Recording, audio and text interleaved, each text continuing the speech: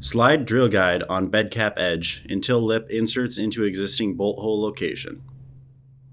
Use guide to drill 1/4 inch hole into bed cap. Repeat for remaining 5 locations.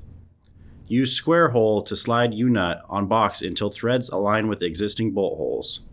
Repeat for next 4 locations. Insert bolt with lock washer and flat washer through clamp. With clamp teeth up, start threads and leave loose. Repeat for remaining 5 locations.